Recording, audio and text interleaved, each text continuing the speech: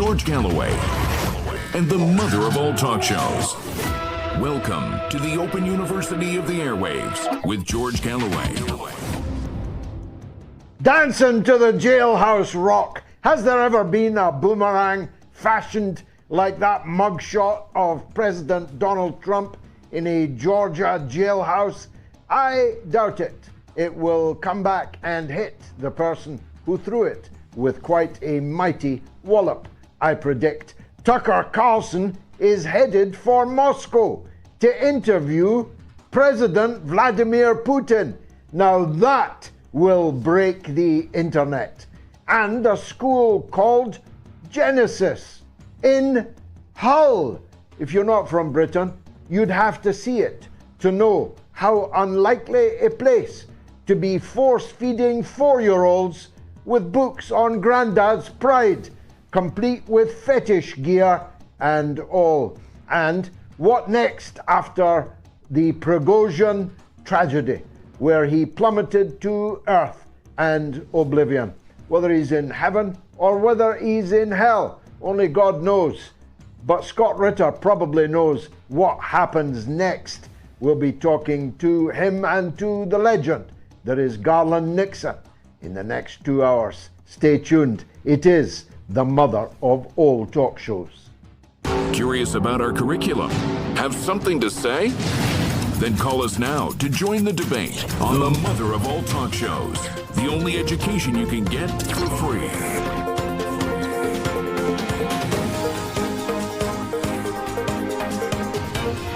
George Galloway, the mother of all talk shows. With George Galloway, the world is our classroom, and you're welcome to sit in and join the seminar.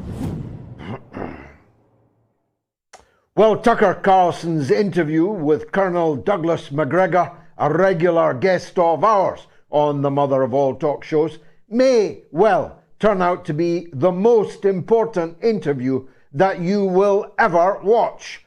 Unless it's heated and you live a long life to live and listen, watch to many others. But if you don't, then it will have been the most important tour de force by a military man, a serving officer, a combat veteran, a former advisor to the Pentagon and to the White House. TuckerCarlson's own monologue, we might call it, was equally powerful, but the grasp of detail, the verisimilitude of the battlefield displayed by Colonel Macgregor will live long in the imagination, if, that is, we live long. TuckerCarlson has now asked to interview President Putin.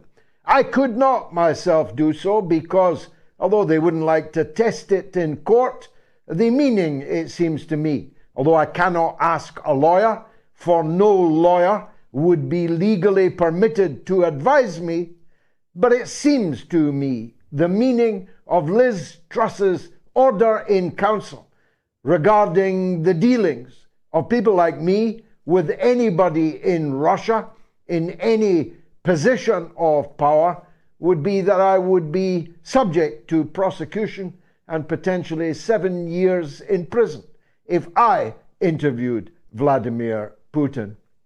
But TuckerCarlson can do so because America is, despite everything, a far freer country than the United Kingdom, though the United Kingdom, with a splendid conceit of itself, will find that formulation hard to swallow. But it's proved the pudding in the eating. If TuckerCarlson goes to Moscow and interviews Putin, it will break the internet. Because not hundreds of millions. I think the last interview between Carlson and Trump is now over 250 million views. Just imagine that. If he'd done it on Fox, it would have got 3 million views. If he'd done it on the mother of all talk shows, he'd have got over 2 million views. But TuckerCarlson achieved more than 250 million views interviewing Trump. He'll get more when he interviews Putin, because all over the world, people are now open to and indeed searching for a way out of the disaster that we, or rather our leaders, have gotten us into. So more power to your elbow, Mr. Carlson. I'm pretty sure the interview will go ahead. And I hope that Putin is able, with the vast international audience that that interview would have, to reach us, to reach those who want to know what it's all about, what's at stake, and where is it going. We can't interview Putin, but we can interview the legendary Scott Ritter. We do regularly. His last clip with me obtained 250,000 views, a record YouTube clip on MOATS. And I'm pretty sure tonight's will be no different. Jailhouse Rock, we're asking. Will Donald Trump make the Jailhouse Rock? Will he go from the jailhouse to the White House? I'm increasingly persuaded that he will do so, and in a landslide. Now, for the numbskulls out there, I say that not because I want Donald Trump to be the president of the USA. I want Robert F. Kennedy Jr. to be the president of the USA. Have you got that? How many times do I need to repeat that? I'm making an observation as a political figure of more than 50 years' experience, more or less full-time in politics, and as a broadcaster and a journalist and a man that can read the writing on the wall. And I'll tell you, when the moment was that I finally concluded, I think definitively, that Donald Trump will win the next presidential election, it was when I saw that mugshot from the jailhouse in Georgia.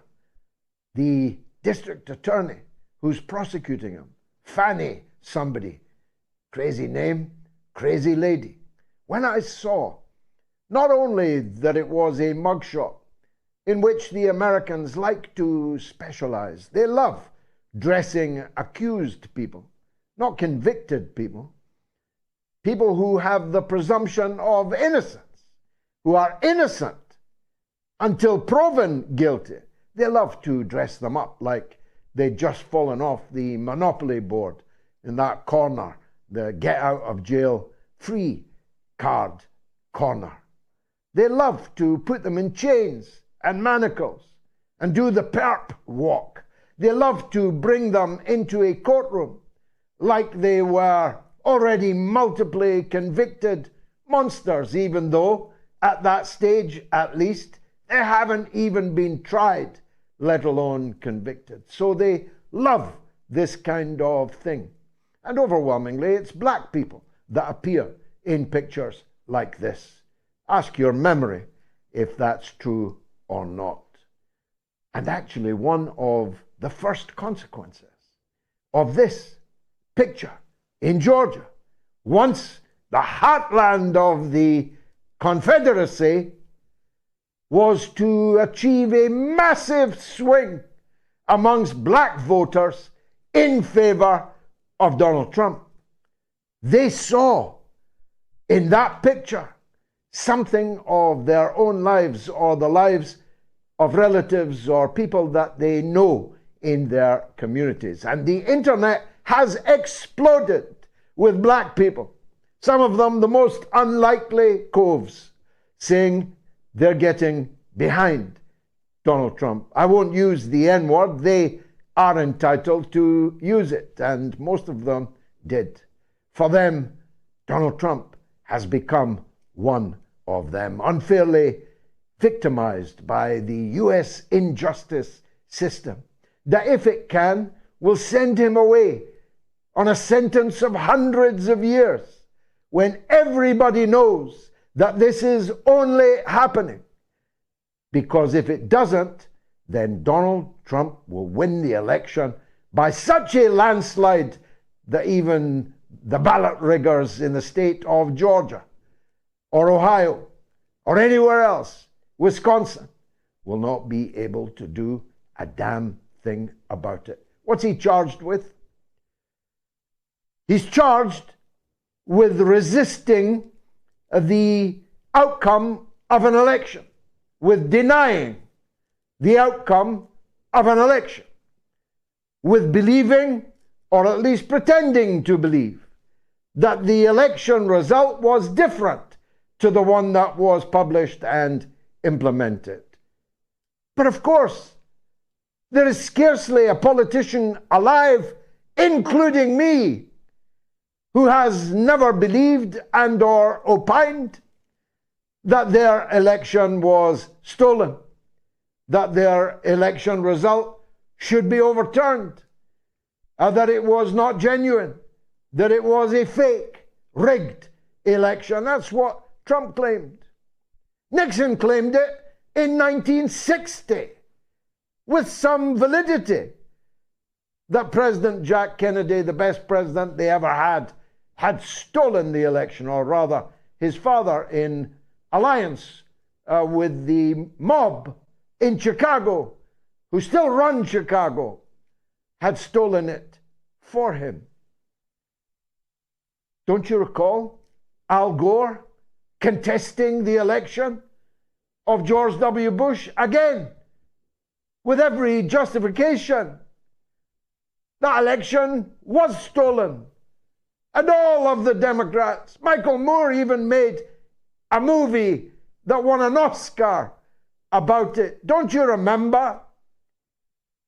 Stacey Abrams in the state of Georgia doing everything that she could to overturn the election that defeated her for governor of the state. Don't you recall Hillary Clinton claiming that she had been illegitimately robbed of the presidency by some Russian Facebook ads? Don't you remember any of these things? Don't you remember all these Democrats who insisted that Trump was not the legitimate president of the US, and they spent 4 years trying to force him out of it? How's that for denying the result of an election? How's that for seeking to reverse the outcome of an election and to put Trump on trial when he is ahead of Joe Biden in the public opinion polls, when he's ahead by up to 50 points of all other Republican nominees to fight Joe Biden? This is banana republic territory. And Fanny, you might have thought you were being very clever, but actually you have given Trump an election victory on a plate. Now, I don't know if they will be able to actually jail Trump. I don't know if the deep state in the United States might not consider that that actually would be the worst outcome of all, for a man to become elected president when he's behind bars in a Georgia penitentiary. I don't know. I like to think, but then I always do like to think, that people will eventually come to their senses. But if they do, that's not going to stop Trump. And then, as TuckerCarlson put to Donald Trump in the now famous world record shattering interview, why wouldn't they kill you? After all, this is a country that kills its presidents. It removed Nixon, a wiser man than any that came after him, from office over an office burglary in the Watergate building. This is a country that murdered in plain sight their greatest president, Jack Kennedy, in that nightmare on Elm Street. This is a country that murdered his brother in California when he was on his way, ineluctably, to become the president in 1968? Why would they stop short of rigging elections? Why would they stop short of stopping Donald Trump with extreme prejudice? So Trump raised a lot of money in the wake of that mugshot, $70 million in 2 days. His opinion poll ratings have leapt 5% since the publication of that mugshot. I strongly suggest, Donald, as kind of a fellow Scot to you, that you invest anything that you have got to invest in personal security, because your card is marked, your number, your name is on a bullet somewhere in the armory of the deep state or any patsy that they can find with the capability of doing that job. Who killed Prigozhin? Well, we don't yet know, but we do know that he's dead. So those wishing for a Brigadoon moment where every 7 years Prigozhin reappears in the bush somewhere, perhaps in Sahelian Africa, sightings of him like Elvis on the moon or Michael Jackson in the mall, you can forget about that. Prigozhin is dead, as is Udkin, his number 2. And number 3 has now risen to the post of number 1. The question is, what will Russia do with Prigozhin now? Will it elevate his memory? Will he get a kind of state funeral? Will Putin attend the funeral? What will Russia do with the Wagner group now? Will they rename it? They keep saying that it's going to be absorbed into the Russian armed forces, but that never seems to happen. You know my view, I've stated it many times. I abhor the excrescence of mercenary military companies in the state. The state must have a monopoly of that kind of force. But that's up to them. Scott Ritter will know what they're likely to do next, and it's one of the things that I'll be asking him, but only one of those things, because I have multiple questions about what happens next in the Ukraine. I have a strong feeling that, as another of our famous guests, Larry Johnson, said today, it's very likely that Volodymyr Zelensky will face a military coup in the not too distant future, as the flower of the manhood of Ukraine withers on the vine, as the autumn rains and the winter snows and frosts loom ever larger on the horizon, and as the famed and ill-fated so-called counter-offensive turns into a bloody failure, and indeed has now, particularly on the Kupiansk front, gone the other way, with Russia advancing almost without resistance on that particular front. But let me turn to a domestic story, but actually it's not that domestic. It is a story, I'm sure, that could have been read and told anywhere in the so-called Western world. I refer to the story today that a 4-year-old child in a nursery school called Genesis in Hull, have you seen Hull, was force-fed a book called Grandad's Pride, in which are depicted presumably gay men in fetish gear, in a variety of clutches. I mean real fetish gear. I mean bondage gear for 4-year-olds or less in a nursery in England. Now, I know that Labour pioneered all this stuff, but Britain is supposed to have a conservative government. Indeed, has had one for the last 13 years. And yet this keeps on happening. In secondary schools, in primary schools, and now in nursery schools. Now, what I'm about to say has absolutely nothing to do with the fact that Grandad is gay. I have nothing against gay people. This program would not be coming out tonight but for my gay friends that produce it. I'm talking about the sexualization of small children. I have an interest. I declare it. I am a father of 6 children, 5 of them young children. And my eldest child has 5 young children of her own.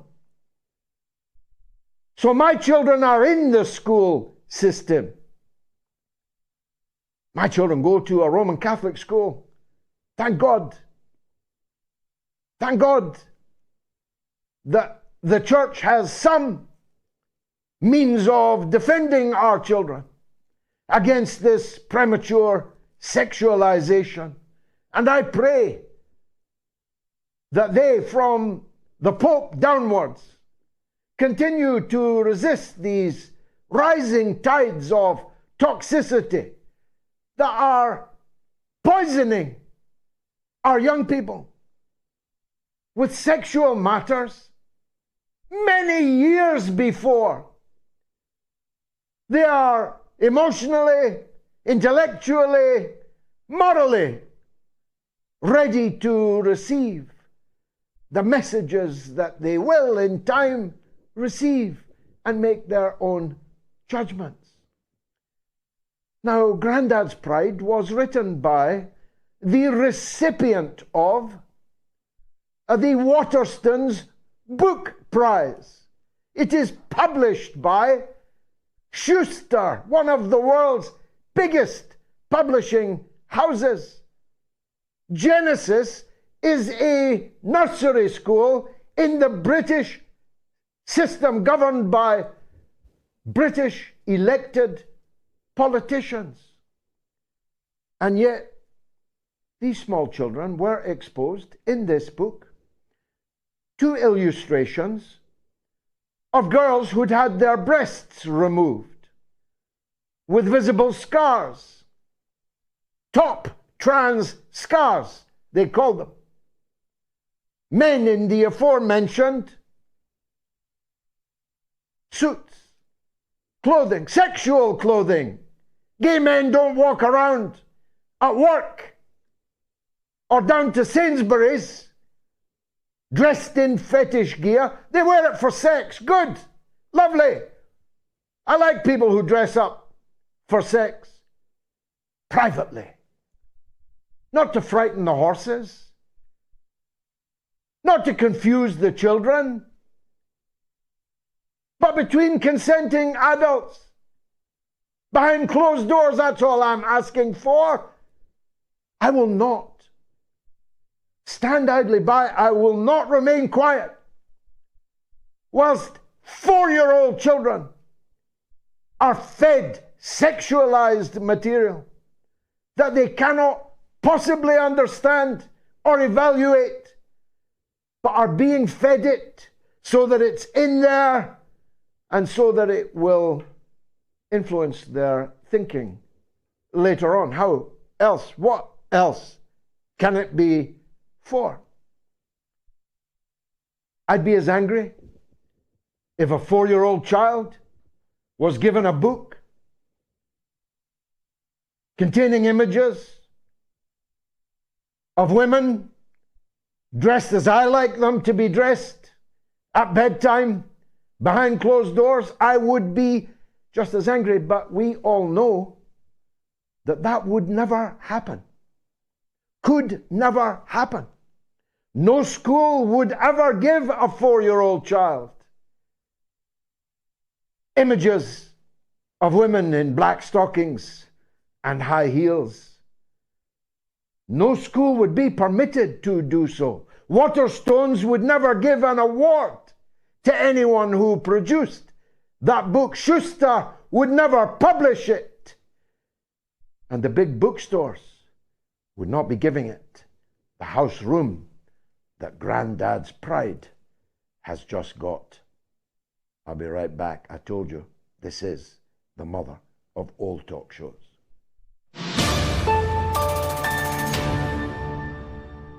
Many people today struggle with the common mainstream media consumer. These types of people are mindless zombies. Instead of living authentically, they feed off masking their true thoughts and feelings, doing nothing and criticizing those who actually do their research. These type of media consumer can be highly manipulative, so here are some golden standard clapbacks when they start with their propaganda. When they say you are too much for them, show them a mirror and tell them to look for less.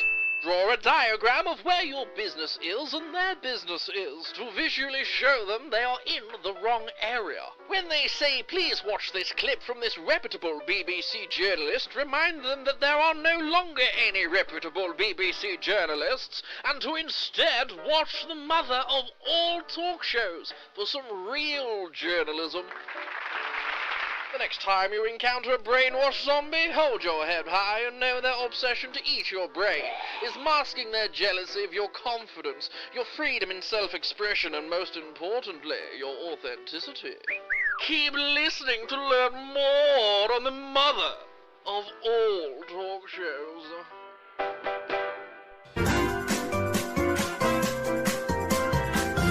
You are listening to the mother of all talk shows with George Galloway.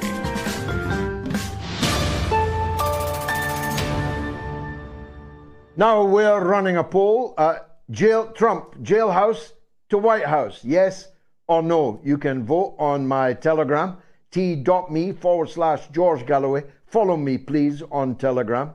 On my X, or Twitter for the older viewer, on the YouTube community poll, or on the YouTube stream if you're watching it on YouTube at the moment. If you are, please make sure you've subscribed to my channel. Won't cost you a thing. Just click it and click the bell and like the show. These things are algorithmically important, my clever friends behind the glass tell me. Now, 13,251 people have voted in this poll already, and I've only just announced it. So, yes or no, Trump, jailhouse to White House. Now, our first guest knows everything about America and American politics. He's the coolest of all cats. He's Garland Nixon. But just before I ask you what you think, Garland, let's take a quick 25-second look at what Donald Trump thinks. If you challenge an election, you should be able to challenge an election. I thought the election was a rigged election, a stolen election, and I should have every right to do that. As you know, what has taken place here is a travesty of justice. We did nothing wrong. I did nothing wrong, and everybody knows it. I've never had such support, and that goes with the other ones too. What they're doing is election interference. They're trying to interfere with an election. There's never been anything like it in our country before. This is their way of campaigning. It is election interference of the most brazen kind. I'm surprised not everyone can see it. Let's hear from the one and only Garland Nixon how it's playing in Peoria. Garland, how's this all going down? I think that one of the things that we're seeing is that Donald Trump's poll numbers are remaining high. His support is remaining strong. It's not affecting in any way, shape, or form the way the people who supported Donald Trump felt about him. I think it is obvious that the system wants Donald Trump out and that they're pulling out all stops to ensure that that happens. The interesting thing that I would like to see would be poll numbers amongst independents. We're not seeing a lot of poll numbers about how people feel. We're not particularly seeing how this is playing out amongst independents. I also think that, the people who hate Donald Trump and who want to see him, taken down are excited about the charges. But I think that this is going to be an extremely difficult case to prove. Well, especially as he implied and I adumbrated at the beginning, most politicians, including most recently, are always contesting the results and outcomes of elections. How can that be a crime? Well, in fact, it is a very important part of the democratic process. You cannot argue that you have a democracy unless there is a method of challenging things that happen during the election that you feel may be illegal. As we know, the U.S. is quick to point out problems with elections throughout the world, even where, in fact, they don't exist. So in this case, particularly, I think the thing that's interesting is that if one of two things happened, if in fact there was an election problem, everything that Donald Trump said and did would be perfectly legal and acceptable. And if in fact that what he claimed, if any of it was true, then he has the legal right to say all the things that he said and to do all the things that he did. Additionally, if he believed that those things were true, then in fact, everything that he said and everything that he did is perfectly legal. So what they have to prove is that Donald Trump didn't believe that it was true. They have to prove beyond a reasonable doubt to a moral certainty that Donald Trump, a man who has maintained up until this very day that he believes that there were illegalities and inconsistencies in the election, that it was not constitutionally sound, something I might add that millions of other Americans believe. Whether or not you or I or anybody believes it is irrelevant. Millions of Americans believe that. And I don't think it's unreasonable, notwithstanding even the evidence of the case. I don't think it's unreasonable to say that a belief held by tens of millions of Americans would be held by one more person, Donald Trump. And if that is the case, then everything that he did is perfectly legal. I might add one other thing. One of the things that I find conspicuous is that one of the phrases that was used in the law in the complaint against Donald Trump by the prosecutor was that he said to the Georgia elector, whoever the person was in Georgia, he said, find these votes, find them. But they left out the part where Donald Trump said, find these votes because we won. So Donald Trump didn't say create the votes in the same way that if I said find my glasses, it implies that I believe that I own a set of glasses. But when I say find my glasses because I own glasses, find these votes because we won, I think it's conspicuous. Why would the prosecutor leave out a particular part of a quote that to me tells the story that exonerates? I think it's exculpatory evidence, and that's something that would help to exonerate Donald Trump. Tell us about this Fulton County, isn't it, in the state of Georgia, and Fanny, as she will forever be remembered. Is she a rogue prosecutor, or is she tied in any way to the DOJ and to the Biden White House, in your view? Well, I'll be quite frank. I don't, I haven't followed up on that as well as I should. So I don't know her background as much as I probably should. But I will say this.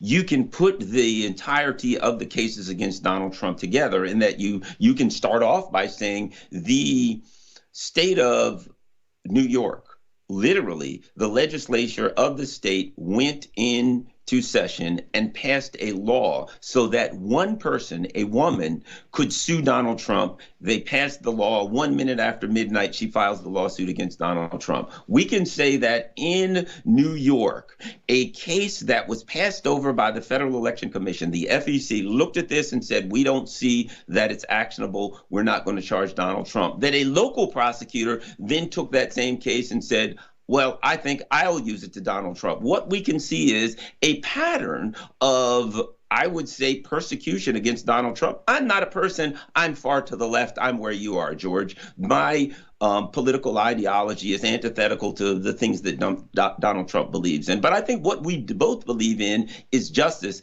and Donald Trump is not getting justice whatsoever in this case. Also, before we go, I'd like to comment on my latest Twitter saga also. Oh, go. Yeah, well, we will. We're not going anywhere soon because I've got more questions.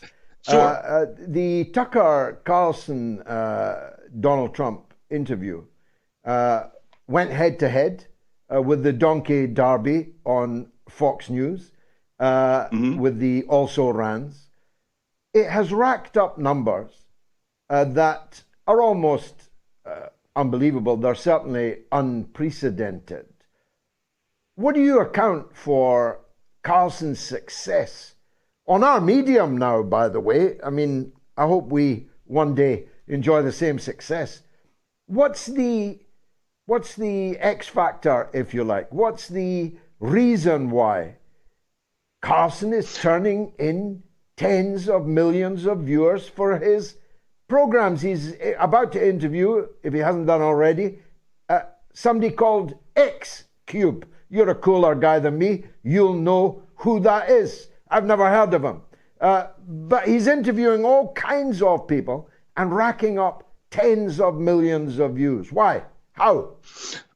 Yeah, well, this is the same dynamic as Joe Rogan. If you watch the GOP presidential debate, you'll understand why Donald Trump is blowing all of these people out. They simply did the usual old stale talking points. And we know for the Republican Party, it's lower taxes, pump more oil, things of that nature. Just talking points, sound bites that everyone has heard year after year. So we turn on, if you turn on the GOP debate, you hear the same stale sound bites over and over. I'll cut more taxes than you will. No, I'll make the government smaller than you will. No, I'll pump more oil than you will. It was a snooze fest. You go to Donald Trump, the same as of Joe Rogan, Joe Rogan's style show. Donald Trump and Tucker Carlson came across as two people that were at least having an honest conversation, an independent conversation, a conversation that wasn't the usual talking points. You got the feeling that there were a couple people sitting there that they were thinking about what they were saying, they were considering their answers, and they weren't just using stale talking points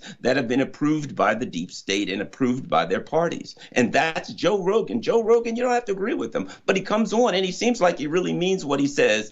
That's what people want. They want a real conversation. That's now what they're getting with Tucker Carlson, Joe Rogan, and of course, shows like yours and mine and alternative media. Alternative media is becoming the only option that people have to get an actual media and a true discussion of the facts. Now, there's no denying that Musk has made a difference on Twitter. He still owes me money, a lot of money, and I still get interference. But I now have over 500,000 followers, 507,000, I think, on X or on Twitter, and it's undoubtedly true that for the vast majority of people, the chains, the shackles, have been loosened, if not removed. Except there are some people who continue to be harassed. And I infer from what you said a minute or two ago, you are definitely one of those. What's happened? Well, earlier this week, Monday morning, I attempted to log into the same Twitter account that I've had for the last 14 years, using the same email address, using the same password, the same phone number. I attempted to log into Twitter on Monday morning, and I got something popped up that said, change your password. Okay, I'll change my password. When I clicked on change your password, it said suspended or locked account, and you can appeal. So I appealed the suspended or locked account. Here is the interesting thing. I will go to the meat of this. I went back and forth with Twitter. Hey, this is my account. What are you going to do? I can't get into my account. Provide us with such information, your name, your date of birth, blah, blah, blah, blah, blah. Okay. We went back and forth. And eventually I got an email from Twitter that said, we are unable to verify you. These exact words, unable to verify you as the account owner. We can't tell you who the true owner of this account is. We're sorry, this case is closed. you're free to start a new account. Now, that in and of itself sounds suspicious until you add this particular factor. I have a verified account and I pay for verification. I'm not a Twitter user, I am a Twitter customer. So when Twitter came out with this verification process under Elon Musk, they said, we want your name and phone number, email address, everything, you know, firstborn male child, whatever. Of course, I'm being facetious, but they asked for a lot of information. I gave them the information. I then got something back from Twitter. Congratulations, you're a verified account. You have a blue check mark.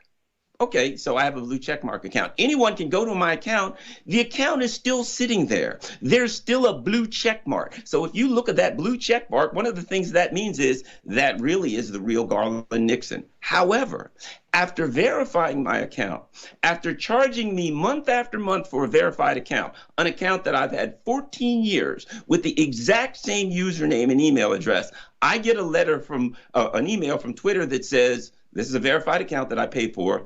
We are unable, meaning they don't have the capacity to verify me as the owner of the Twitter account that I pay monthly for the service specifically of verification. Now, if we take Twitter at their word, here's what that means.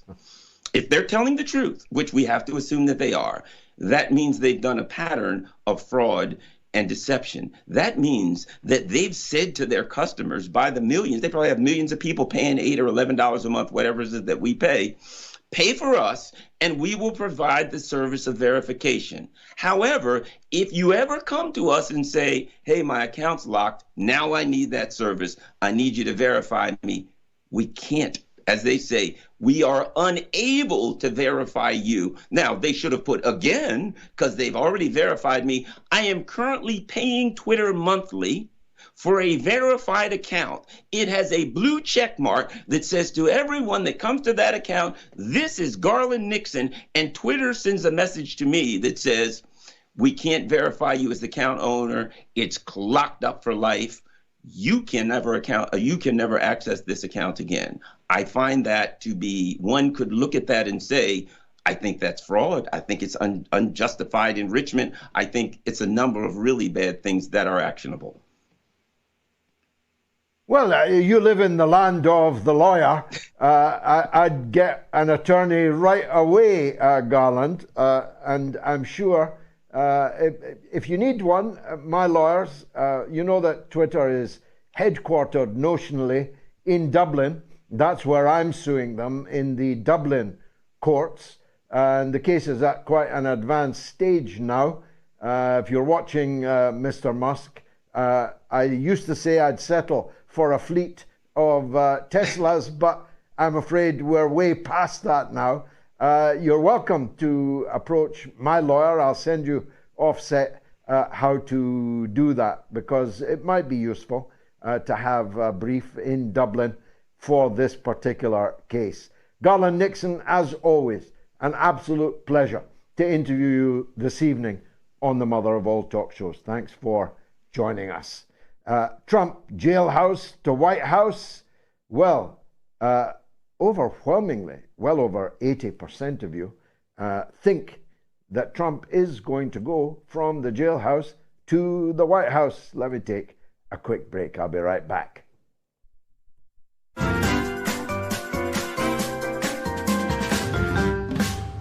You have to remember back in 2002, 2003, there was a wish by George Bush for regime change. That's what was driving him. Nothing to do with weapons of mass destruction, which of course didn't exist in Iraq. So they had to construct some sort of formula, some sort of cover story in order to persuade the British public that intervention in Iraq was right. Now, David Kelly, as an expert in weapons of mass destruction, knew that this was untrue. He knew that there were probably no weapons of mass destruction in Iraq. That was a guy that could have brought down, the whole system. I reckon you're chaff. You've been thrown up to divert our probing. The Foreign Affairs Select Committee, that parliamentarian briefing, I think that was an indignity to him. We saw it on the news, and my very first thought was shock. Oh my God, you know, this man is in the eye of the media hurricane. he should be protected by that at least. You've got blood on your hands, Prime Minister. Are you going to resign over this? I don't know the details of how Lord Hutton happened to be selected, but what was certainly the case is that he was the right kind of judge to use from the point of view of Downing Street and the intelligence services as well. Of the 21 days of hearing, only one half of one day was spent on discussing the forensic aspects. That is disgusting. We were given the Hutton report the day before it was published, but actually what happened was he went too far. The events of 2003 were disgraceful ones in this country's history, and it's unfinished business. Those responsible for an illegal war, those responsible for the death of David Kelly, have not been brought to justice. There's been no inquest into David Kelly's death. There needs to be one. We need to make sure that those who behaved in a reprehensible way in 2003 are finally brought to book.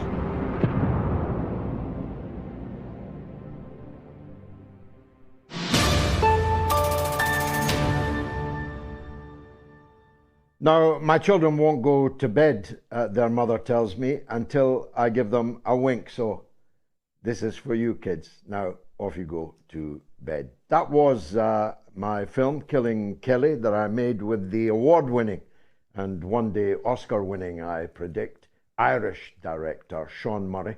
I'm very proud of it. I'm very proud even of the poster, which is a work of art. You can get both the film and the poster at a knockdown price on my shop at georgegalloway.com. But the fastest way to see the film, if you haven't seen it yet, is to support me on Patreon, because all the patrons get to see it for free. Now, the cost of supporting me on Patreon is literally less than a cup of tea in an insalubrious cafe, and I hope you'll think that my work is worth that. If I tell you I really need you to help me on Patreon, I hope that you can feel me. Thank you for those who are supporting me. Here are some of their comments. My good friend, whose wedding I attended, Scouser Lar, says, the more the Democrats try to turn America into a banana republic by trying to throw Trump in jail, the more support he will gain. Imagine Trump wins the next US election from jail. I'm imagining it, brother, but what are we going to do about the Everton? Bert says, if the Democrats or Republicans don't come up with someone else, being that there is now an independent on the horizon. So search Patreon, patreon.com/George Galloway, and give me your support. I'd appreciate it. Terry is in Rainford, in Essex, in England, but on Donald Trump. On you go, Tell. Hi, George. Lovely to speak to you again. I'll get straight to the point because I love you and everything you do. But I just want to bring the point up that I think Donald Trump, without doubt, is going to be elected the next president. And I think they'll do everything they can. They threw everything at him, but he's going to defeat that. And I think they're going to try and assassinate him. I don't know what you think, but JFK was in the same... I strongly, I'll let you back in, Tel. I strongly think it. I said it in my monologue. I am something of a student of the Kennedy brothers, who were both murdered,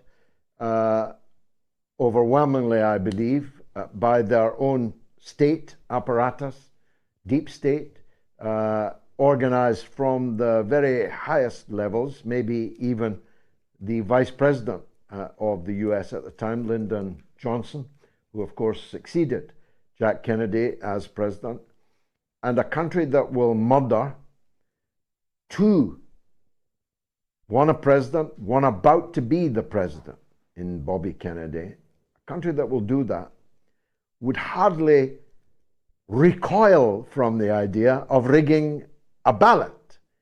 You know, it took me a long time to conclude this. I don't know why.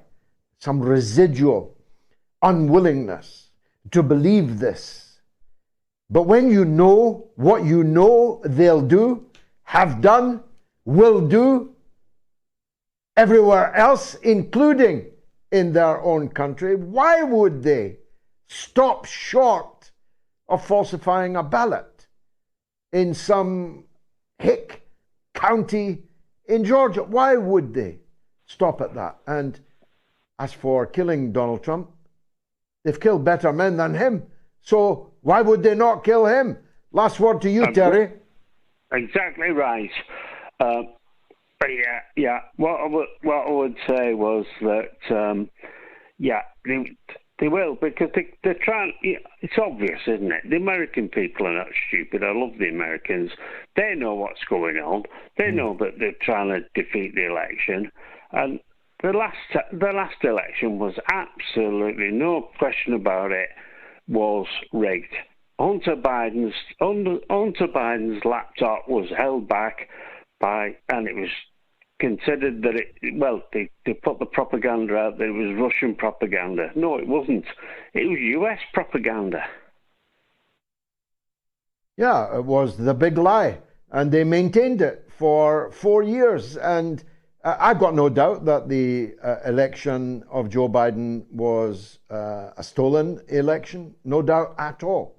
And I could talk for the rest of the night about the ways in which it was stolen. But if we just restrict ourselves to the point that you've just made, the falsification by the deep state of the character of Hunter Biden's laptop as being a Russian disinformation operation, a lie which was ruthlessly prosecuted at all levels of government and through the entirety of the American media, that's a stolen election. How much would that have been worth if the contents of that laptop had been acknowledged as true? The contents of that laptop had been made available to the voters. How much was that worth?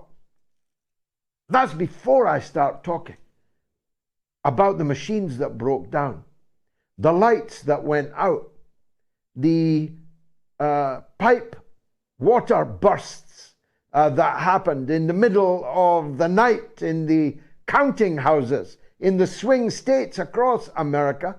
I am in no doubt at all that Joe Biden was falsely elected as the President of the United States. I just think that Trump's going to win so big that it will make a repetition of what they did last time a very much more difficult thing to pull off, to achieve. Terry, thanks for your call. Let's stay in England. Kevin is in Suffolk in England and on the same subject.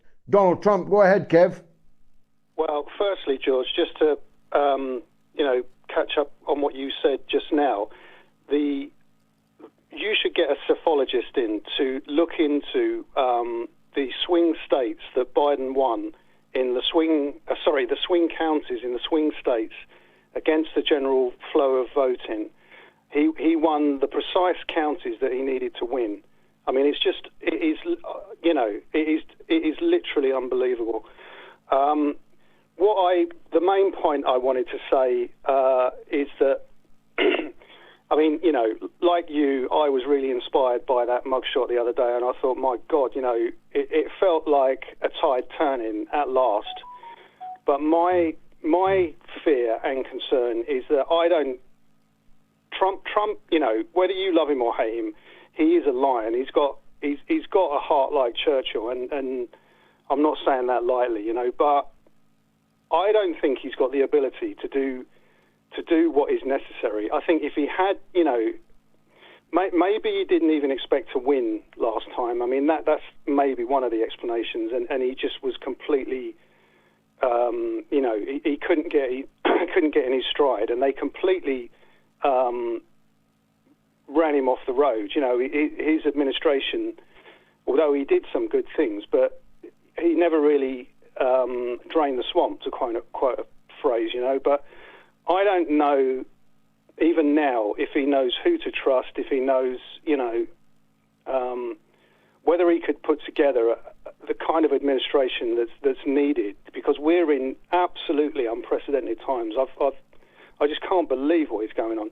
And just quickly, secondly, George, I wanted to mention, I watched the Senate hearings on censorship that RFK spoke at, and the absolute dripping vitriol of the Democrats that were cross-examining him. I mean, they abhor the man.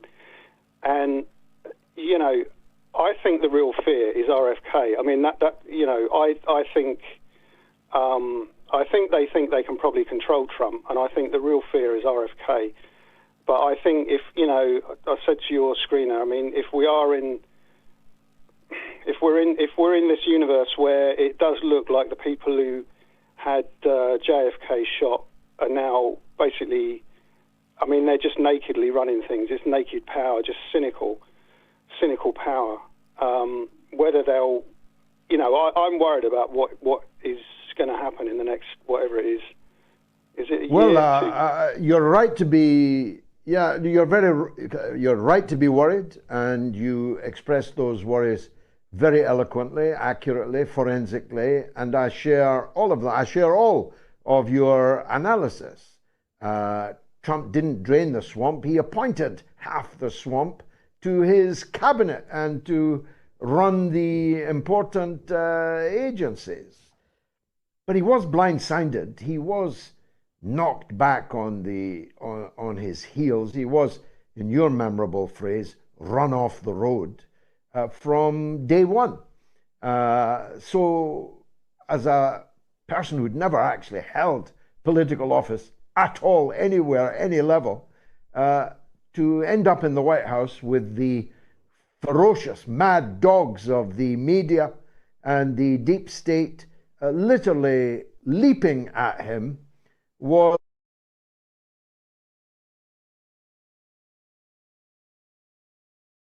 me say. I'd like to see them all one by one in the Oval Office, and they wouldn't be leaping at me for long. But Donald Trump wasn't able to do that. I suspect he would be better able to do it second time around. I suspect that he has learned the lesson. But whether the material, whether the people exist that would be needed as a Praetorian Guard around him, I don't know. I don't know enough about it.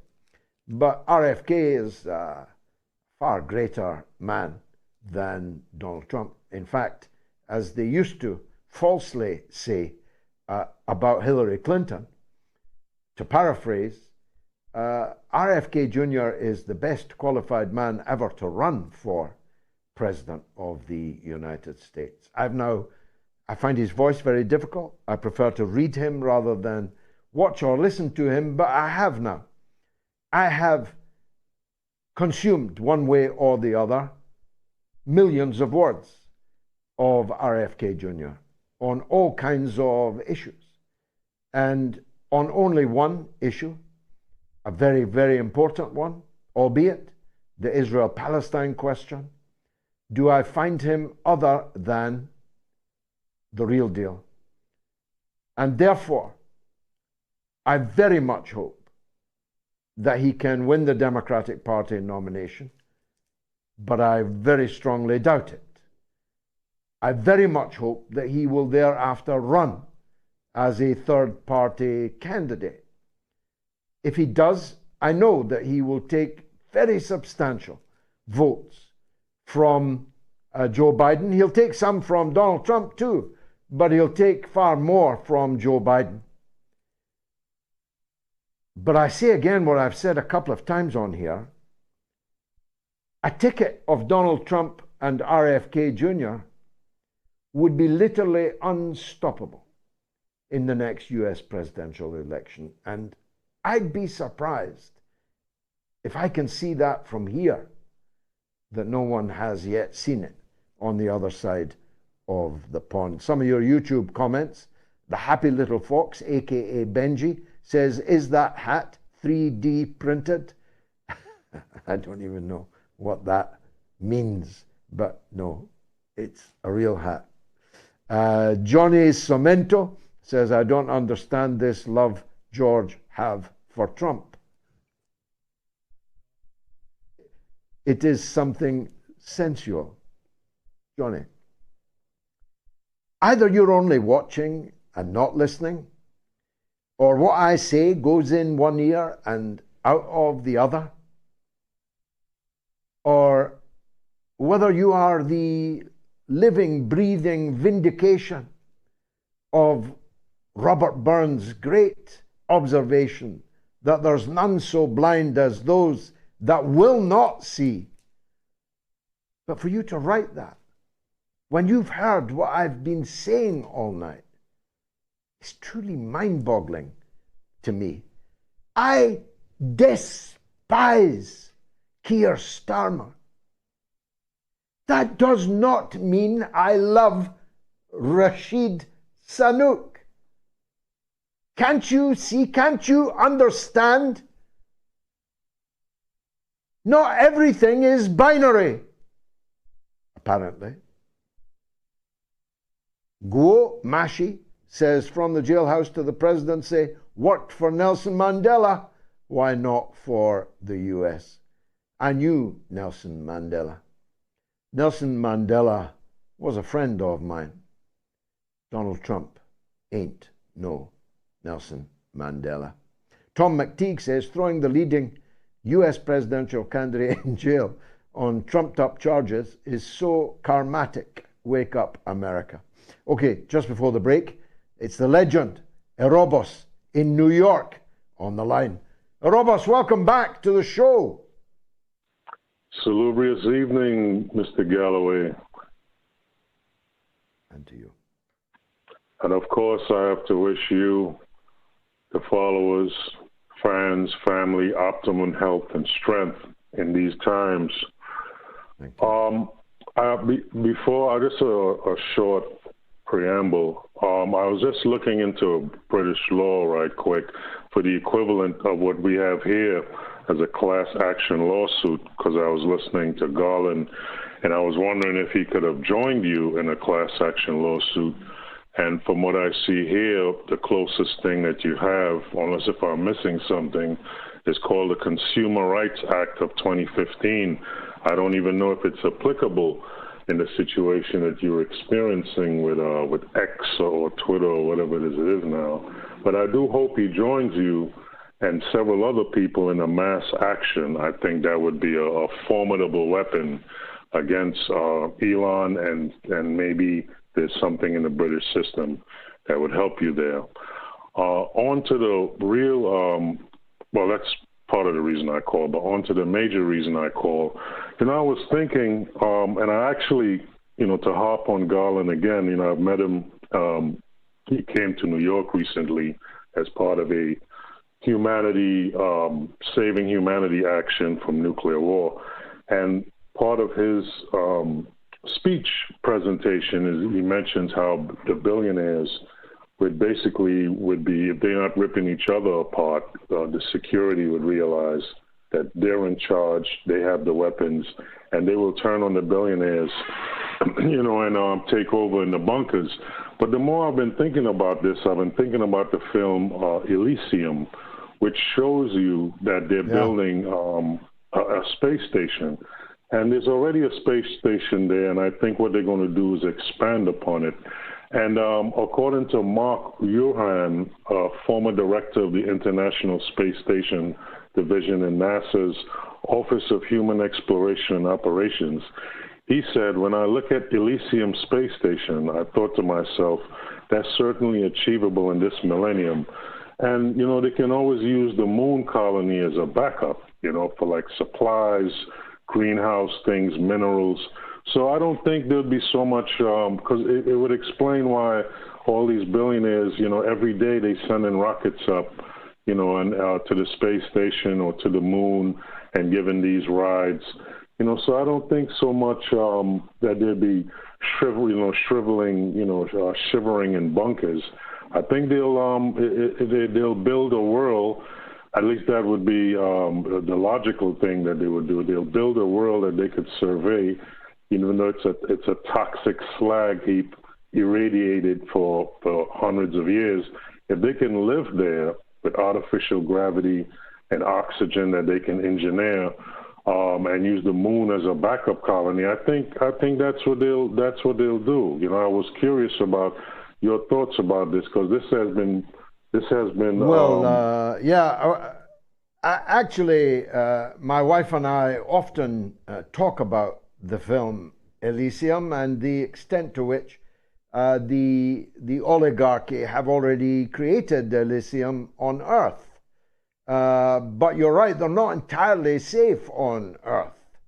The enragés of the Earth might come over the walls of their gated communities. Their own security might turn on them and open the gates to the wretched of the Earth. So an Elysium in a gated community has already been constructed by the 1%, but it is not guaranteed.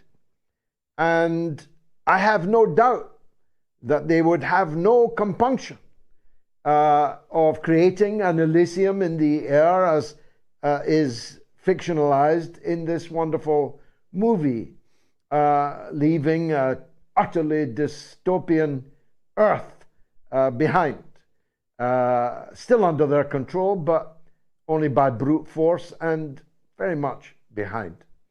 The truth is, though, that the balloon might go up long, long before they have any chance to create such an Elysium in space that would be the ultimate country club for the richest amongst us. Such a thing is a long way off, later in this millennium. But the danger of nuclear war is tomorrow or the next day, as we'll be discussing with the legend Scott Ritter right after this break. Stay tuned.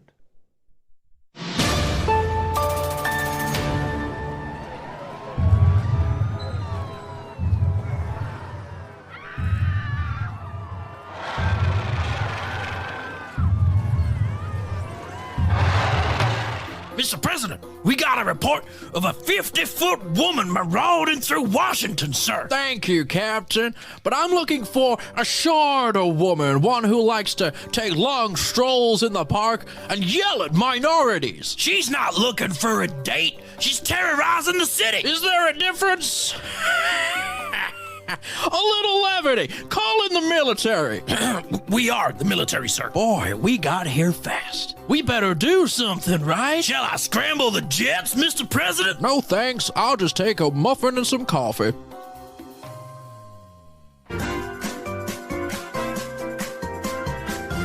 You are listening to the mother of all talk shows with George Galloway.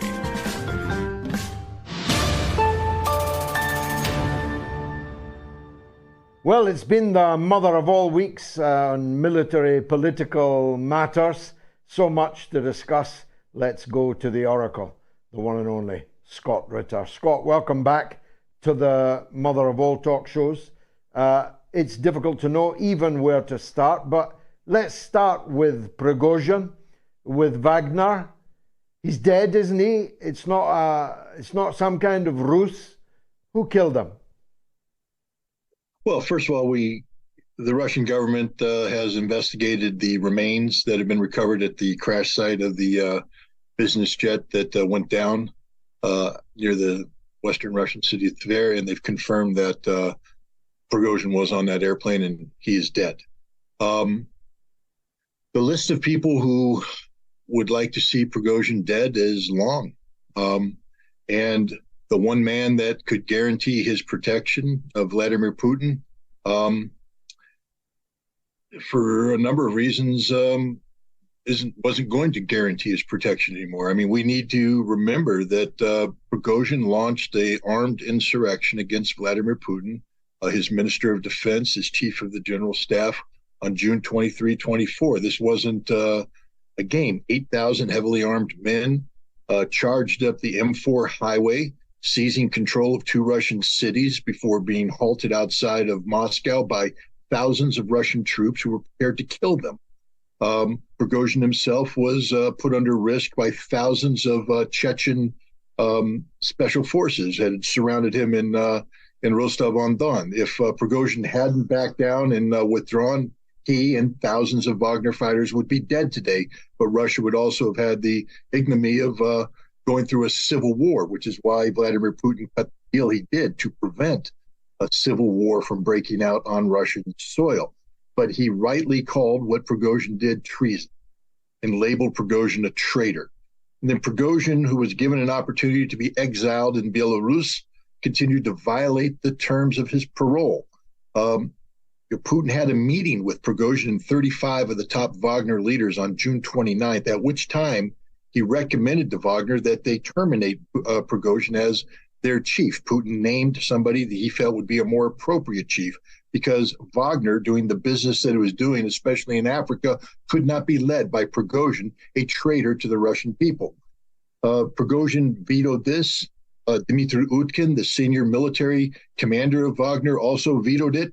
And the Wagner commanders, many of whom wanted to go along with Putin, they're loyal to the brand, and they did this. Then Prigozhin turned around and continued to violate his parole, seeking ties with Africa even after the Russian government had said they're taking over the Africa operations of Wagner.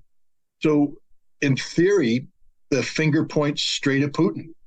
But to accept that, you have to accept that Putin is a thug, that Putin is a godfather, that Putin lords over a mafia organization, and forget that he is the democratically elected chief executive of a modern nation state founded on the principle of the rule of law.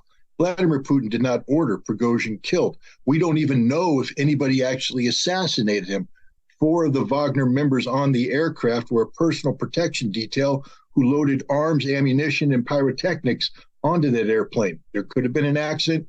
We simply don't know. But what I can say with virtual absolute certainty is that Vladimir Putin, the Russian president, had nothing to do with this. He fell from the tallest window, it would appear, and people do in Russia, like they do in the United States and Britain. Inconvenient enemies of the state meet unfortunate ends in many countries, including yours, including mine. It would not surprise me if Putin had him killed for all the reasons you adumbrated. But there are many foreign interests who would have an interest in killing Prigozhin also, starting with the French, over Niger and many other things. What do you think of the possibility? It's scarcely, by the way, flattering to Russia if a foreign state were able to blow up an aircraft that took off from Moscow bound for St. Petersburg. That would be a whole different set of embarrassment. But there is the possibility that a foreign intelligence service was able to reach Prigozhin, isn't it? Absolutely. Like I said, the only thing I'm discounting is that Vladimir Putin ordered this hit. I'll just, before I get to the foreign intelligence, I'll make one more thing. People forget that at the time Prigozhin's plane came down, Russia was celebrating one of the great diplomatic victories of all time. And that is, of course, what was taking place at the BRICS summit in South Africa, the enlargement of BRICS by 6 nations, the bringing together of a economic organization that could challenge the G7, challenge the singularity of American hegemony in the world, the beginning of what they would hope to be a multipolar, era of cooperation. Russia is going to take over BRICS in January of 2024 and will be the head of BRICS when this expansion takes place. This is what Putin wanted people to be talking about. So it just seems absurd that he would suck the air out of the story by timing the death of somebody he could kill at any time he wanted. Why do it over to there? Why do it at this time? Why do it in a way that the whole world's going to be pointing the finger at him? So that's why. Now, here's the only thing I have against foreign intelligence services doing it in the manner that Prigozhin came down. That is literally an act of war. I mean, if you want to commit nuclear suicide, if France really wants to do that, then assassinate somebody of the profile of Prigozhin in Russia. It's an act of war. The French intelligence, as they've shown in many of their previous past escapades, the murder of Greenpeace activists off the coast of New Zealand, aren't that good. People find out who did it, how they did it, what they did it, etc. I just don't see Macron being suicidal, just like I don't see the CIA being suicidal or MI6 being suicidal. It is an act of war against the nuclear-armed nation that already has high level of tensions against the three. If France wanted Prigozhin dead, they could have killed him in Africa. That's where Prigozhin was most vulnerable. That's where an event like this should have taken place.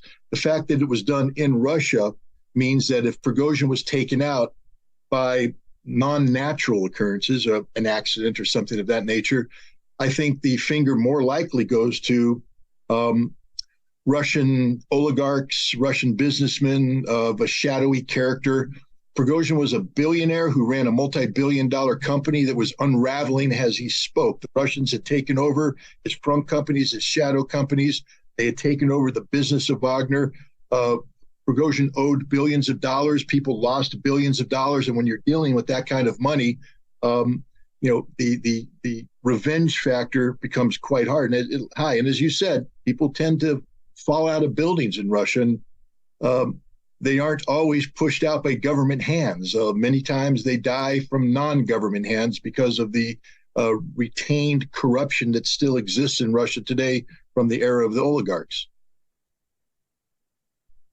Yes, moving to the war.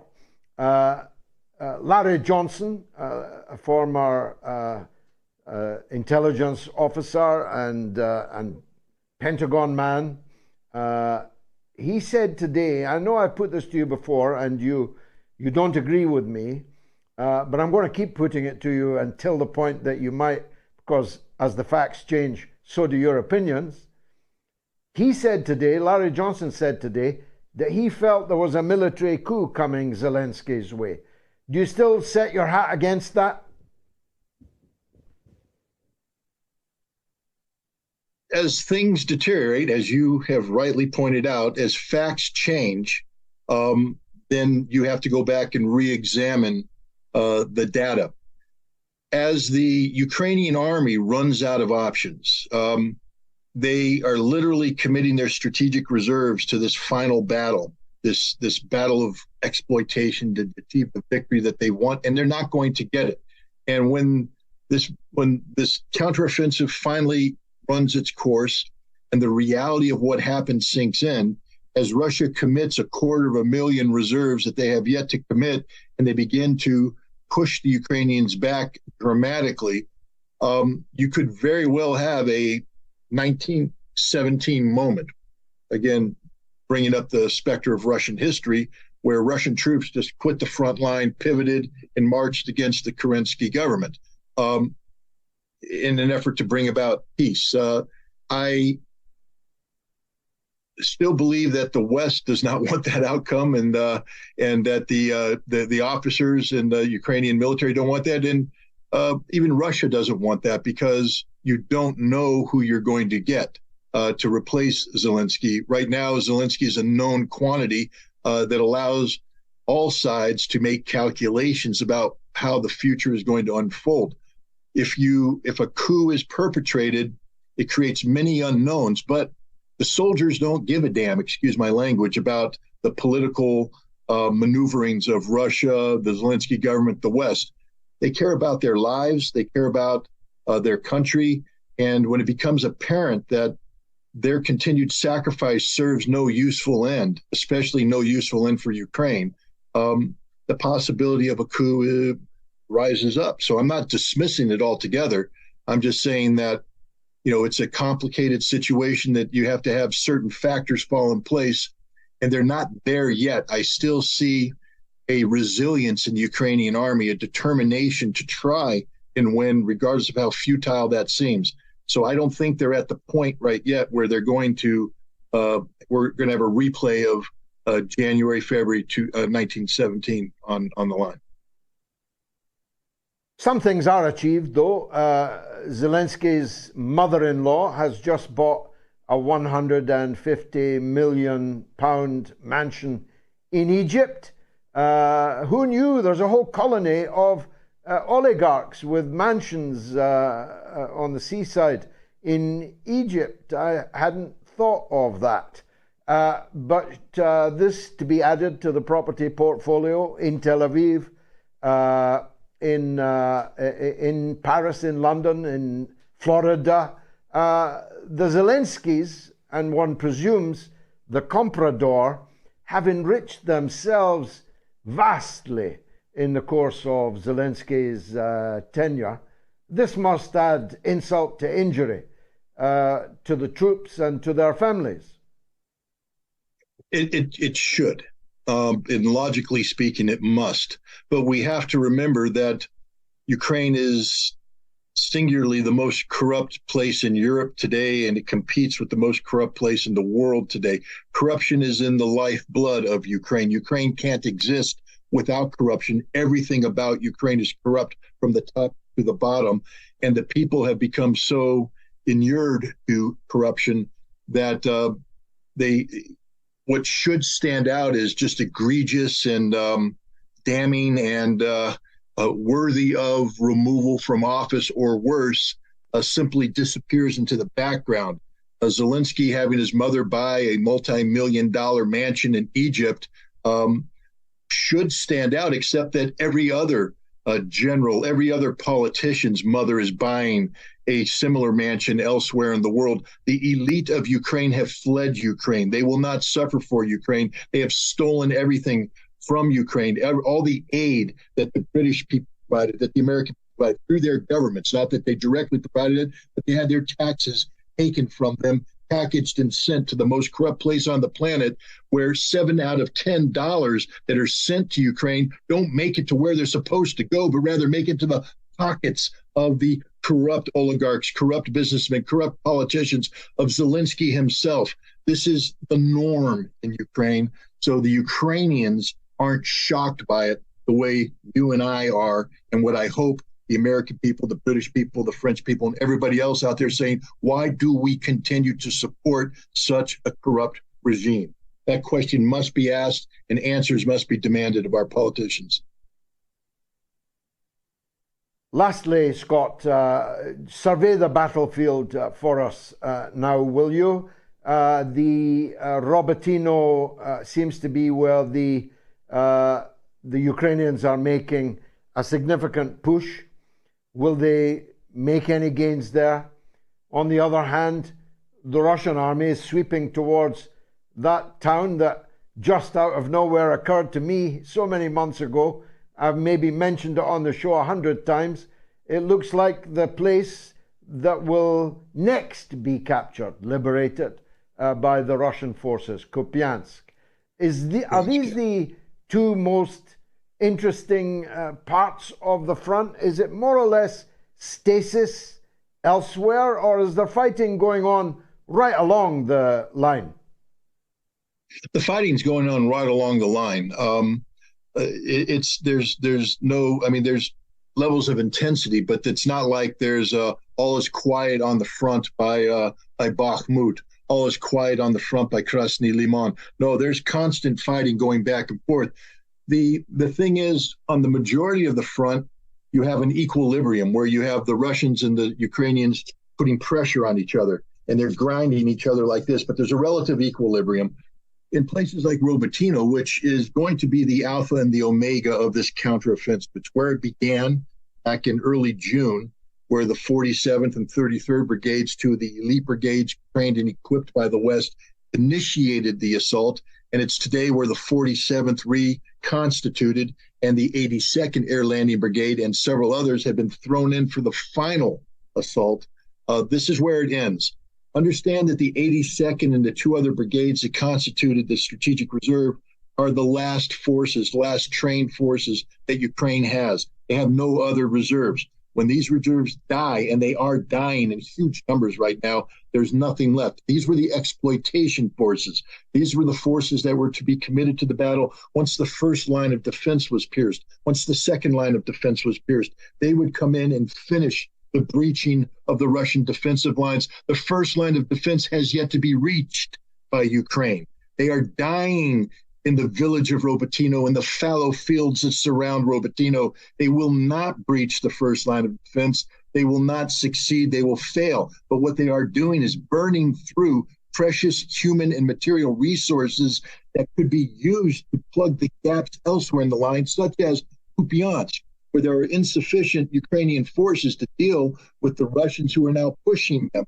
They will capture Kupiansk. They will threaten Kharkov. Ukraine will be compelled to take more troops away from those areas where you have an equilibrium, which now means you have an imbalance. And then the Russians will continue to push there. And eventually the Russians will push the Ukrainians back, compelling what I believe will be a precipitous retreat, the Dnieper River, which is the major geographical feature behind which Ukraine might have a chance of reestablishing a coherent defense. Their defenses right now are going to collapse in the coming weeks and months.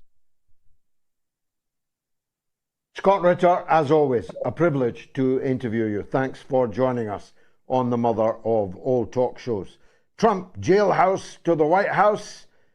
15,000 of you nearly have voted overwhelmingly that Trump's going to do it, whether from the jailhouse or not. He's bound for the White House. I'm going to take a 1 minute break. Count it.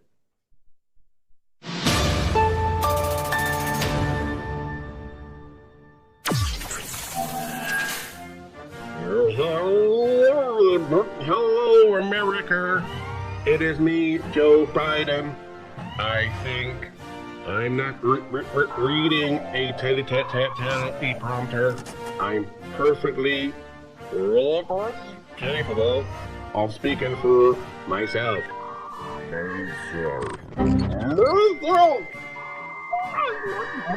Myself.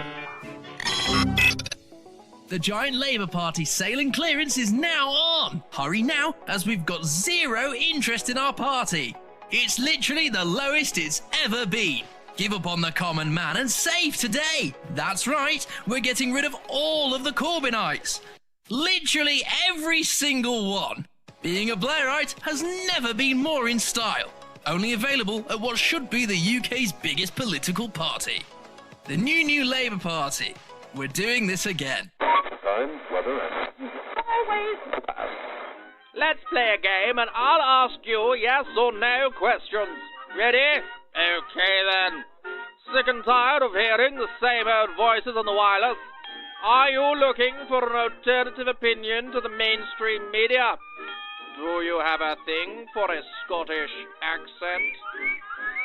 If your answer is no to one or more of these questions, then you need the mother of all talk shows with George Galloway. Listen, watch, and share the fastest growing political program in the world.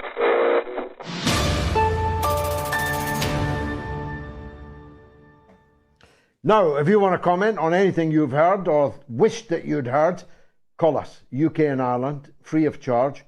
08081 965522. That's 08081 965522. If you're in the US or Canada, again, toll free, it's +1 844 944 3344. That's +1 844 944 3344. Getting the lines now. It's the number for the rest of the world is 44203 966 2625. That's 44203 966 2625. Eve has made the wise decision to move from Idaho to Florida.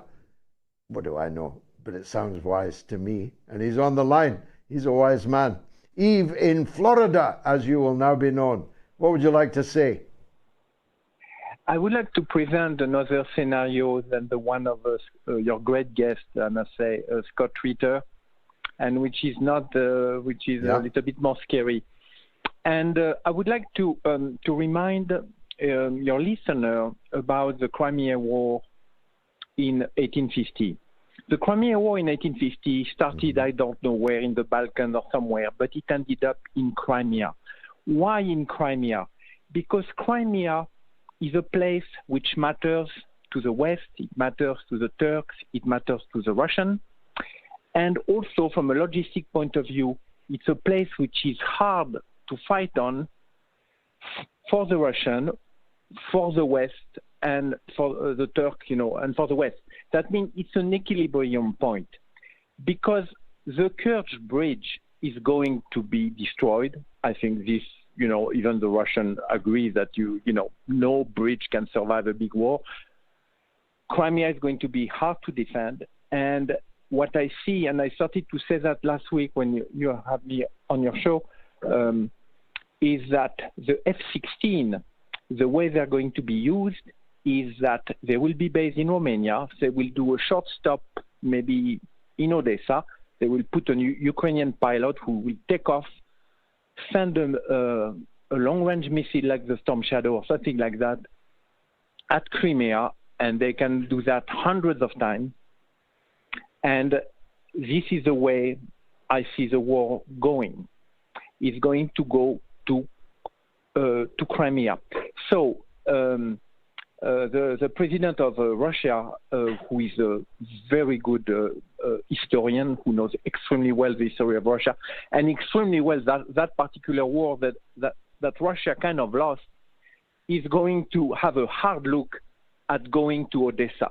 Because if he doesn't take Odessa, it can last for a very long time, and it can be very, very painful for the Russians. The Russians have won on the Donbass, they have won on Kharkov. The West doesn't care about this area. Kiev will remain Ukrainian, and it is, I think, now the beginning of the Battle of Crimea. That's what I wanted to say. Well, it's a very interesting call. Yves, thanks for making it. I have no doubt, I've been saying since the beginning of the war, that the great city of Odessa, which I have visited many times in former times and have a very great interest in because of its Jewish heritage, because of its heritage as it was the inventor of cafe society. In Odessa, there were more cafes than in any other city in the world per head of population, and in each of these cafes the different storytellers and musicians and dancers, it was and is, I assume, I've not been in the last period, but I hope that it still is a really significant and important place. And it's culturally important, but as you have just explained, it is strategically important. Catherine the Great founded the city of Odessa as the gateway, as the portal from the Russias to the world.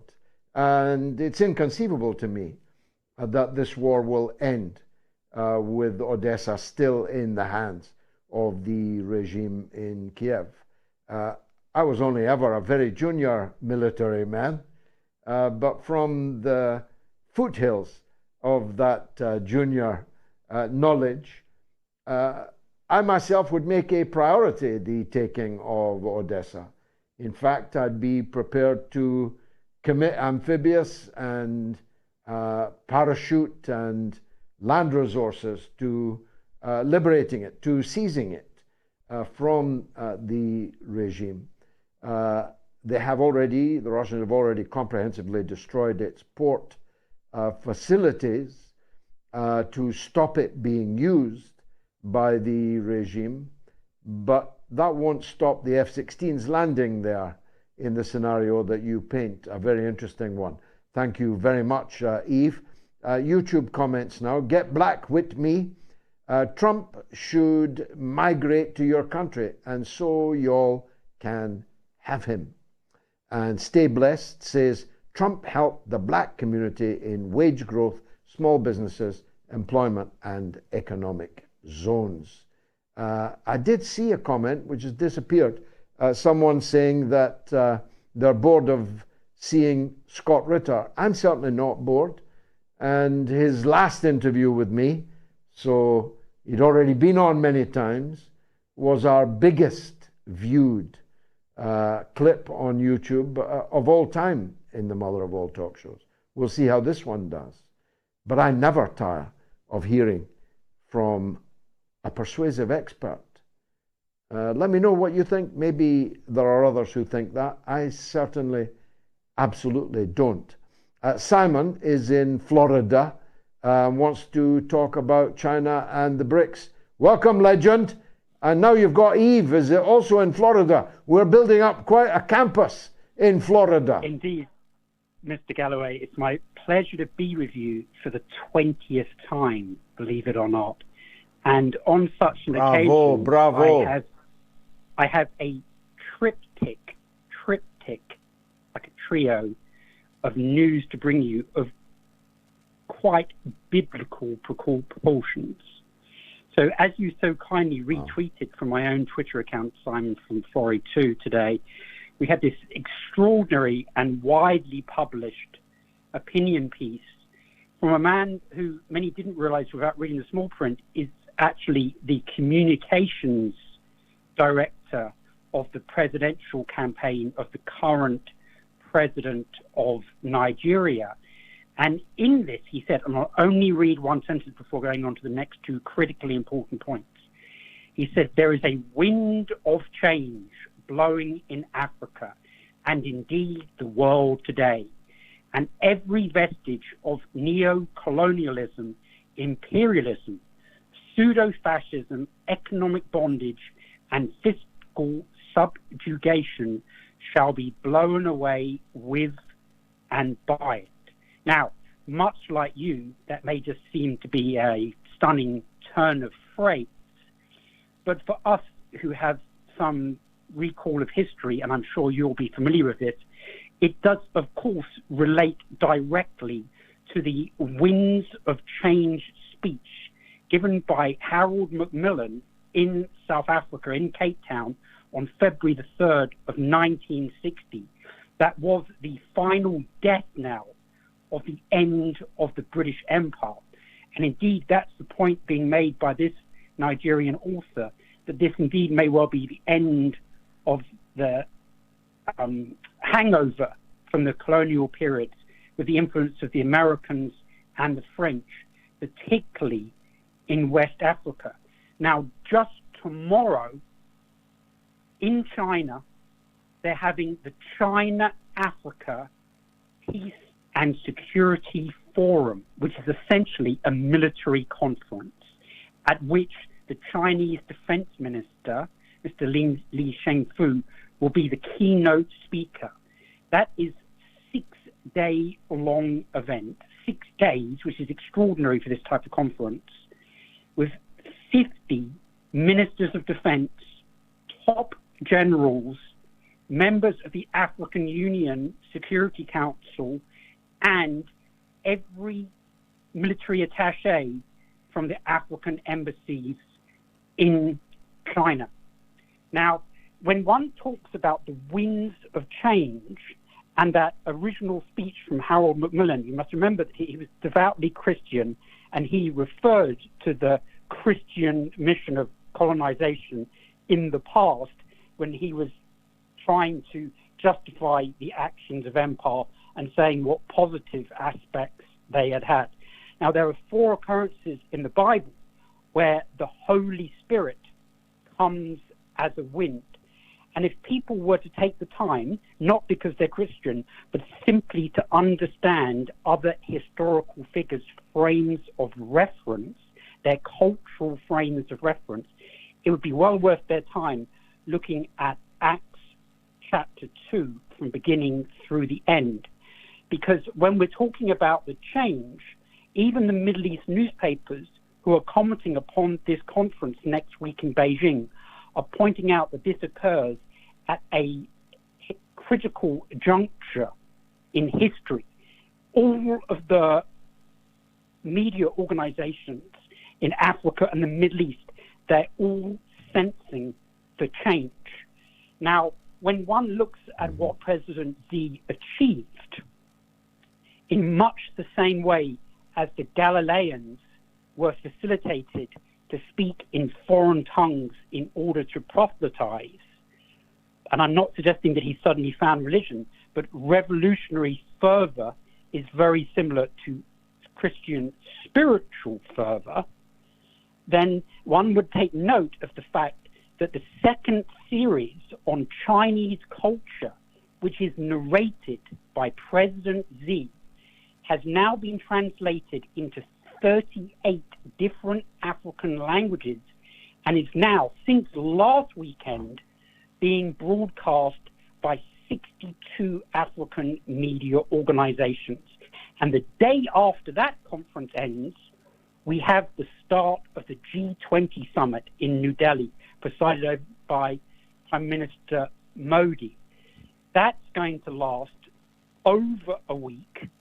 And so we see the sequence of the winds of change to the Chinese influence, not only through commerce, but also through military cooperation agreements, to then the great G20 summit, of course, most noteworthy of which is of the 20 members of the G20, 7 of those are now members of BRICS.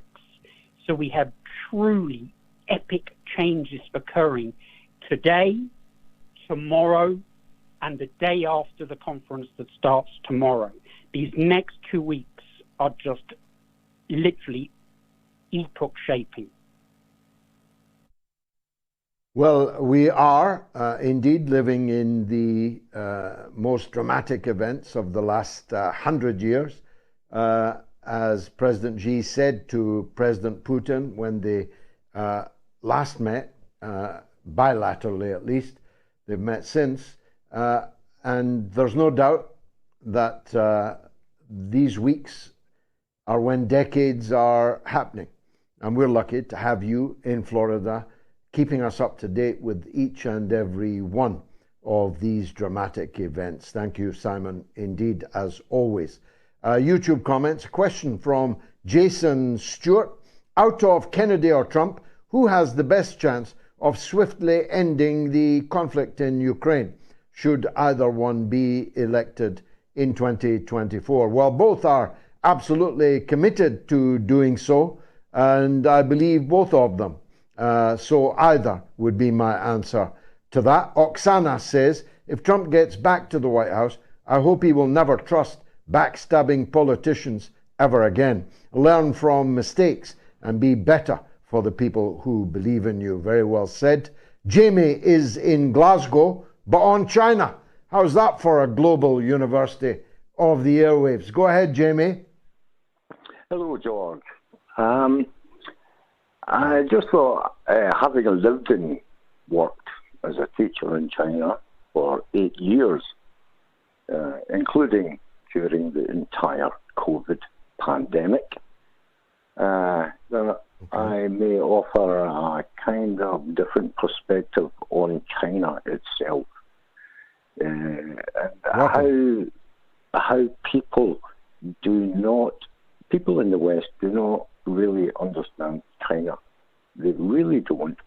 What we are being told in the West is completely false. And to understand China, you really need to have lived and immersed yourself in the culture before you can understand anything about China.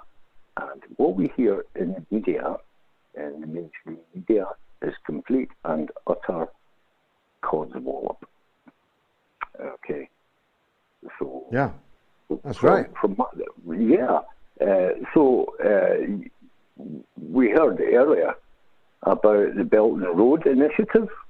Okay, I can talk to that if you would like. But I would like to say, I'll just preface about what I'm going to say just quickly to give people an idea of where I'm coming from. Prior to working in China, after graduating from Glasgow and Santa Cruz, I worked for 35 years as an electronics engineer. And then later on in life, I found myself working. Initially, I went there to teach English for 6 months,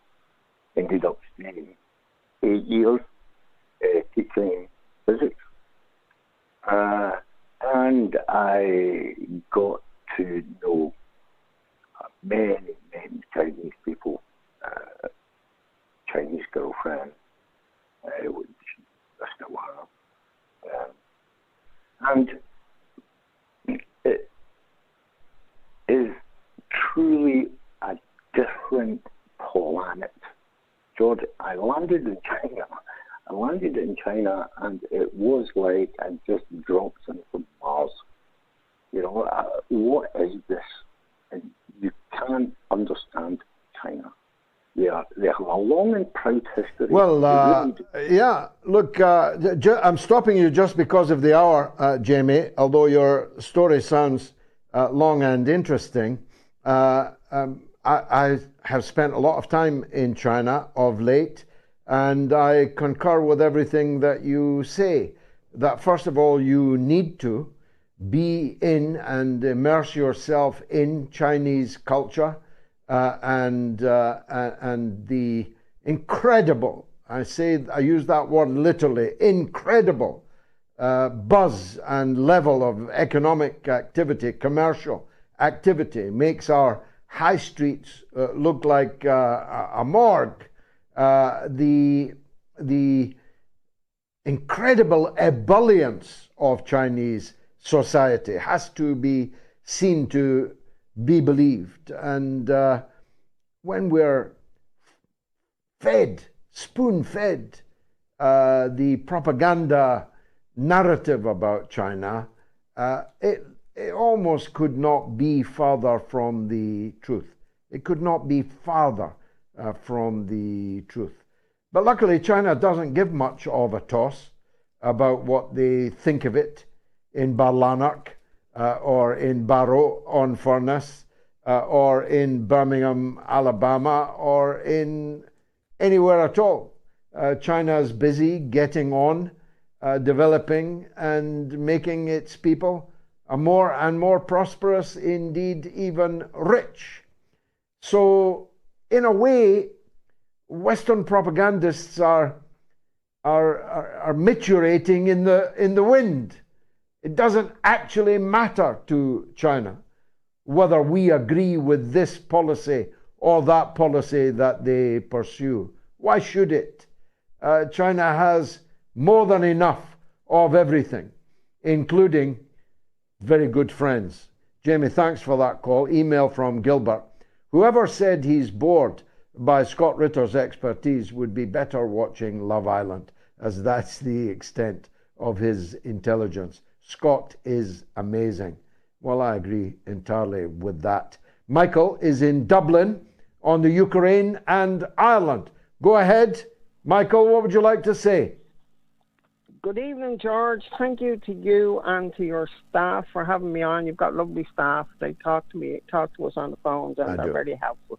Now, I went recently to Galway to shake your hand. I've been admiring you for 40 years, and I wanted to get up close and shake your hand. Unfortunately, due to circumstances, you weren't able to make it on that occasion, but it was a no to NATO campaign. I did meet with Mick Wallace and Claire Daly, and we had a good rally there on that occasion. So the whole question of Ireland's neutrality comes up now. So, as you know, George, Ireland was not involved in the Second World War because we remained neutral during the Second World War. And the Irish Army is respected throughout the world as peacekeepers because of our neutrality. We've been in Lebanon, we've been in numerous places keeping the peace. And not only that, but one of our first ministers, and he actually was head the commander-in-chief of the Irish Republican Army during the Revolution, Frank Aiken, when he was foreign minister, he initiated the non-proliferation treaty on nuclear weapons. So Ireland has a huge reputation as being neutral and being fair and being respected. And now the Irish government have decided that our Irish army are going to train the Ukrainian army. I mean, how could you not? How could you disagree with any suggestion that we are actually taking sides? And the Russian ambassador, sometime last year, said that Ireland has chosen a side in this war. Well, there's no doubt at all that they have. Irish neutrality is now in the dustbin of history. The Irish people were never consulted before it was thrown out, but it is now a thing of the past. And unless the Irish people can force this government to turn back or elect a government that will turn back, then I'm afraid Ireland will be just another NATO satrapy of no great significance at all in itself, just making up the numbers in NATO's ragtag army. And that's a very great pity for a country that has maintained its neutrality more or less until the beginning of the so-called war on terror, when the use of Shannon Airport for the transshipment of American forces and for black flights, which contained poor individuals in blindfolds and shackles being flown to prisons where they could be more conveniently tortured. Until that era, Ireland's neutrality had held fast, and that period coincided with Ireland's highest reputation in the world, a reputation that has been carelessly tossed away by successive Irish administrations, but by none more than this moth-eaten, grotesque coalition government that rules in Dublin. And one of their final achievements before being booted, I think and hope, unceremoniously out of office, will be to have destroyed something beautiful and something valuable. The world needs neutral voices, neutral actors, capable of doing what the United Nations Secretary General apparently is incapable of doing. That is to say, bridging between conflicting parties, playing a constructive diplomatic role in conflict resolution. You can only do that if you're a neutral. I wanted Britain to be a neutral country. I'm very sorry that Ireland, which was neutral, is no more. Thanks for the call. Mandy says, I'm praying Trump does get in because Biden has plunged the world into a mess. We need Trump for the sake of us all. And Def X says this US administration will lose all respect. No one wants to deal with people like this. On the line from the Netherlands is Am or AM, who wants to talk about a lesson from history. I'm all ears, my dear friend. Go ahead. Hi, George. Great show, thanks. So you basically said it. My question is, where are we going as a population? I'm from the Netherlands. We're surrounded globally by communist dictators and fascists. So is history repeating itself to search for some kind of timeline? Is there some kind of reset coming, some kind of revolt that we create a better world? I hope so. I believe so. I fight for such. But the apple has to be shaken from the tree. It will not just fall. If the people sit back and allow the likes of the runt Ritter to destroy the farmland and the farmers in your community, to supply F-16s as he has just done to the gangster Zelensky regime in Kiev, if all our countries continue to follow the orders of the unhinged, then of course the apple of a good life and a good future will not fall from the tree. Instead, will be offered the wages of sin, which, as you know, are death. Thanks for the call. Lasse is in Austria on RFK. Let's hear from Lasse. Go ahead. Hi there, George. Thank you for having me today. I wanted to ask you about a thing you mentioned in the beginning of the show, which is that you support RFK Jr. I wonder how this fits into your usual politics, considering that RFK Jr. has pledged unconditional support, that's a quote, to Israel, while spouting vitriolic anti-Palestinian rhetoric. And he also obviously agreed to an interview with Max Blumenthal, which he later refused to attend after making this pledge to Israel. Mm-hmm. Well, you're obviously a new viewer, or you will have heard me speak, I hope, very powerfully on exactly this subject on several occasions. Not just here on the Mother of All Talk Shows, but in a specially tailored 10-minute address, which is readily available under Shorts on my YouTube channel. I have done so many times. But given the hour, I'll have to treat you to the short version, which is this. Nobody can teach me anything about the Israel-Palestine question. Nobody can put me in second place when it comes to standing up for Palestinian rights. Nobody can accuse me of having done other than spend 50 years of my life, the best years of my life, fighting against the crimes of Israel and fighting for a just solution for the Palestinian people. There's nobody, I can think of none anyway, who have better or for longer done that than me. So, as you'll have gathered from the tone in my voice, I take some exception to it.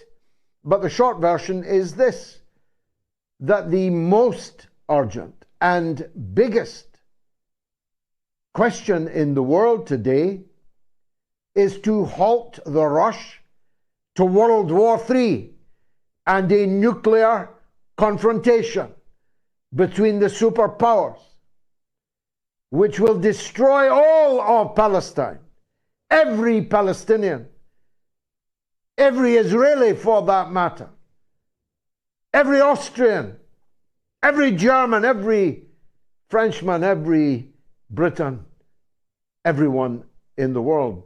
Therefore, that's more important than the Israel-Palestine question, however important the Israel-Palestine question is. And it is my view that the man best able to pull America out of all the foreign wars. Donald Trump didn't do that. I don't believe he'll do it next time. He didn't start any new wars. I don't think he'll start any new wars next time.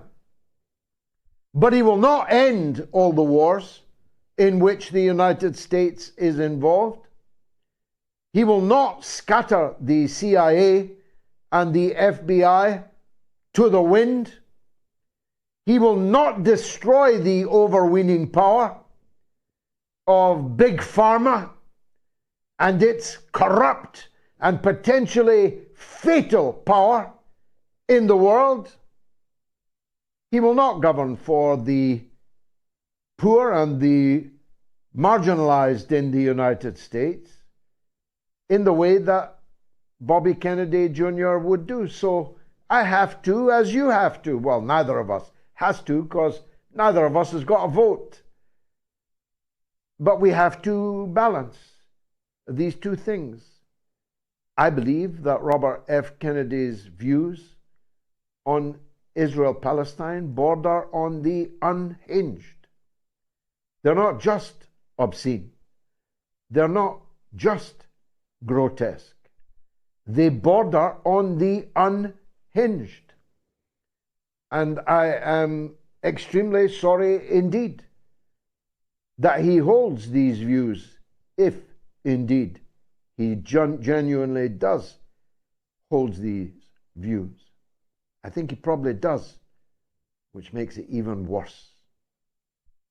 But don't try and guilt trip me, Mr. Austria. It's good night, Vienna, because the hour is nigh. I just want to thank all of you for watching what I hope was an entertaining and indeed brusque and a brilliant episode of the Mother of All Talk Shows. The good news is, God willing, I'll be back again on Wednesday at the slightly later time of 9 p.m. and I'm going to ask each of you to do me this favor.